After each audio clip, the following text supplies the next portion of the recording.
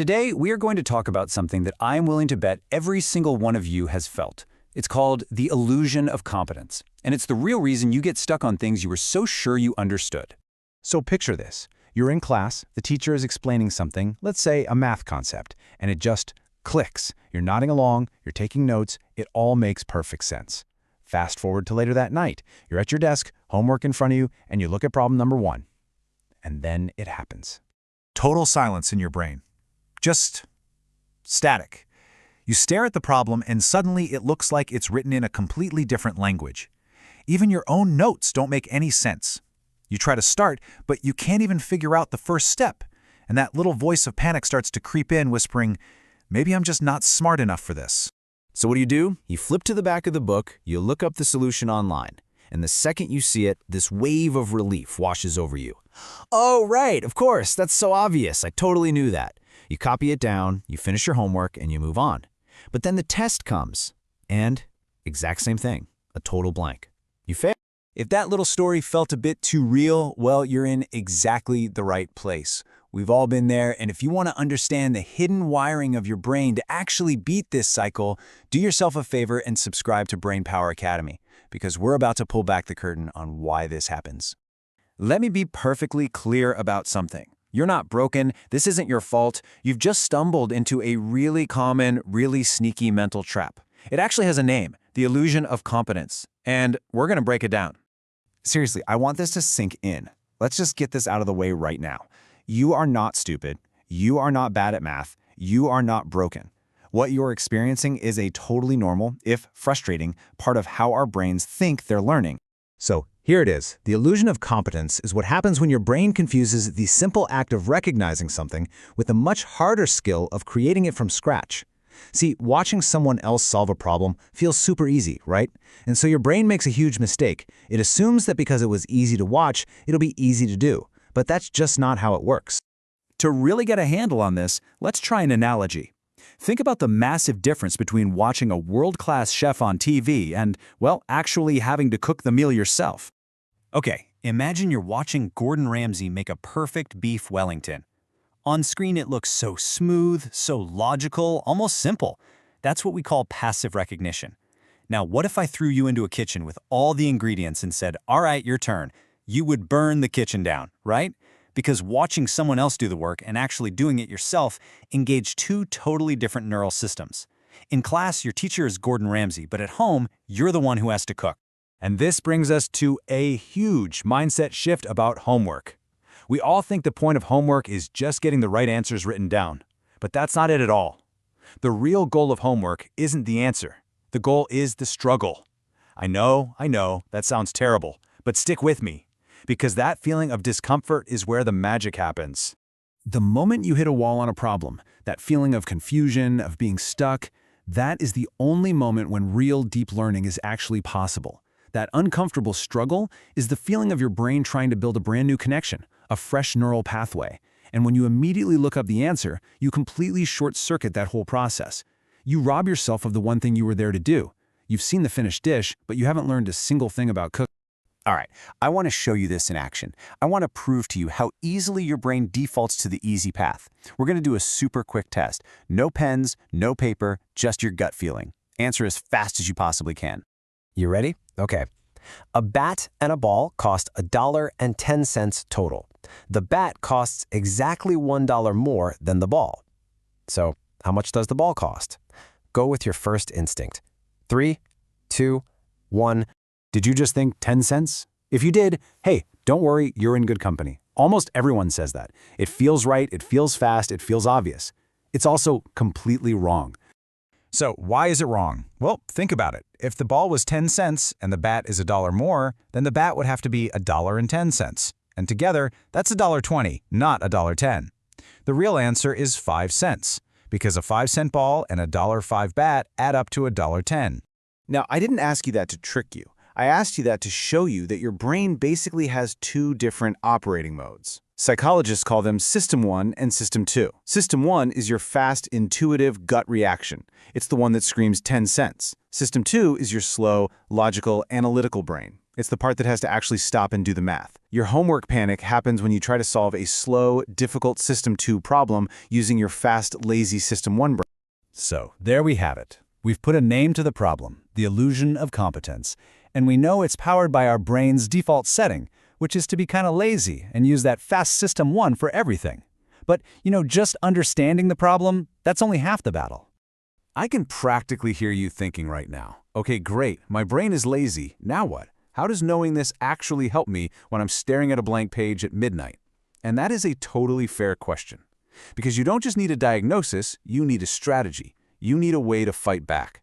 So, if you are ready to stop just pretending to learn and you want to start actually mastering the things you study, that's exactly what we're covering in part 2 of this explainer, the solution. And hey, if you had a bit of an aha moment watching this, do me a favor and hit that like button and drop a comment below telling me what clicked for you. It really helps me know what's hitting home. You now know why you get stuck. You know it's a battle between two systems in your head. But the real million-dollar question is this. How do you stop your lazy brain from taking over? How do you intentionally force yourself into that slow, powerful System 2 and turn that painful struggle into actual, lasting mastery? Well, that's what's next. I'll see you in part 2. Hey, welcome back to Brainpower Academy. In our last explainer, we really dug into the massive difference between just memorizing things and actually, truly understanding them. So now we're going to build on that. We're going to show you exactly how to make that leap from fragile knowledge to real, unshakable mastery. So this is it, part 2, the transformation journey. We're literally moving from that shaky, fragile foundation of memorization to a solid, bulletproof structure of deep learning. It's all about rebuilding your entire approach from the ground up. And, well, it all starts with the story. My story, actually. You see, back in high school, I was absolutely drowning in this advanced algebra class. My survival strategy, it wasn't about understanding the math. Nope. It was pure brute force memorization. I treated every single problem type like it was a choreographed dance, just a specific sequence of steps that I had to learn by heart. I was a total robot. And you know what? For a little while, it worked. This robotic approach, it gave me this false sense of security. I could perform the steps perfectly, as long as the problem looked exactly like the ones in the book. I was getting decent grades on the little quizzes, and I thought, hey, I've got this system figured out. And then the midterm happened. I walked into that exam room feeling pretty confident. But then I looked at the first question. It was a word problem, and it was just slightly different from the examples. The setup was kind of flipped. And just like that, boom, total panic. I couldn't remember the dance because the music had changed. My entire fragile system of memorized steps was completely useless. It just collapsed. That was my final score, a crushing 42%. I still remember walking home that day, just feeling like I had slammed into my absolute intellectual limit. I honestly thought, well, this is it. This is as smart as I get. It was just a total feeling of failure. But the very next day, my teacher, a guy named Mr. Callahan, he pulled me aside and gave me the single most transformative piece of advice I have ever received in my life. He said, you need to stop memorizing the map and start learning how to drive the car. And this analogy just nails the core difference, right? Memorizing a map is so fragile. It totally fails you the second you hit a detour or a new road. But learning how to drive, that's robust. That equips you to navigate literally anywhere, and it builds real, deep confidence. That's the shift we are aiming for, from fragile to robust. So, the big question is, how do we start driving? Well, we're going to give you a toolkit. We're going to replace those passive robotic habits with 3 powerful active learning techniques. And these aren't just theories. These are concrete strategies you can literally start using tonight.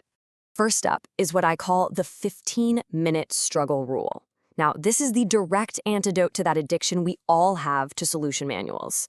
That impulse to look up the answer the second you feel even a little bit stuck.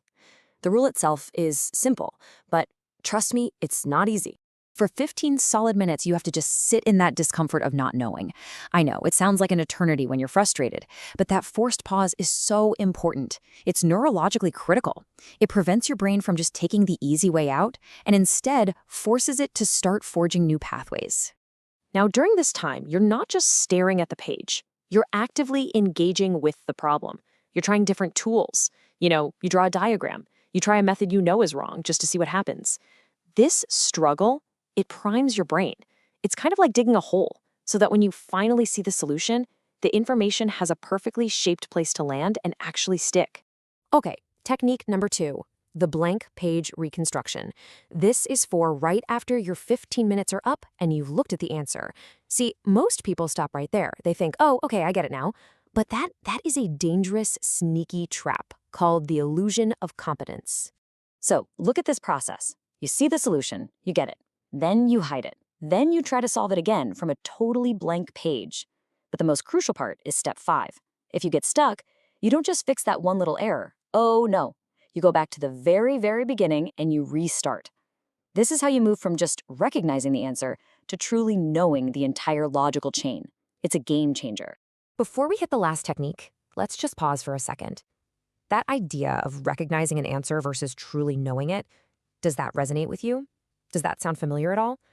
Just think about the last time you studied for a big test. And hey, if you've ever felt that struggle, let us know in the comments. Just type struggle. It's a really shared experience, and honestly, hearing from you helps other people who are going through the exact same thing realize they're not alone in this.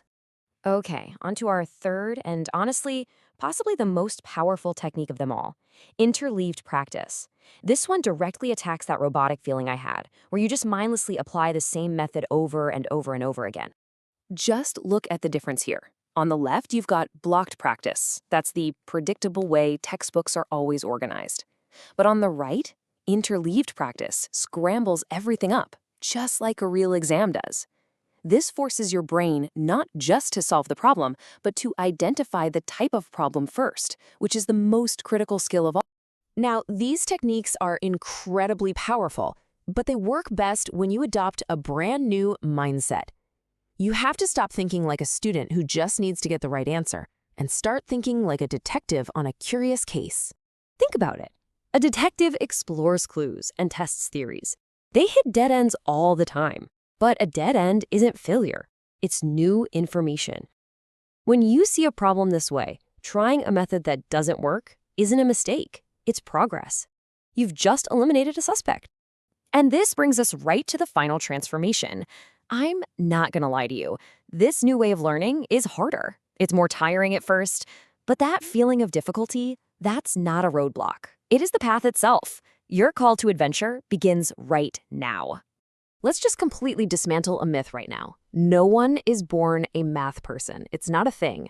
Math is a language. And you learn a language by speaking it, by fumbling with the words, by making tons of mistakes, and by having the courage to just try again. It's a skill you build, not some talent you're born with. So from now on, when you feel that frustration, that moment of, I don't know, I want you to actually smile. Because that feeling is not a sign of weakness or stupidity. It is the physical sensation of your brain forging new, stronger connections. It is literally the sound of you getting smarter. If this explainer was helpful for you, please share it with someone who really needs to hear this message. And if you want more explainers that break down complex ideas and help you build a more robust way of thinking, make sure you're subscribed. Let's help everyone learn how to drive. So, I'll leave you with this question to chew on. How are you going to use the struggle to level up this week? Let me know what your plan is down in the comments below. Stay curious and keep building.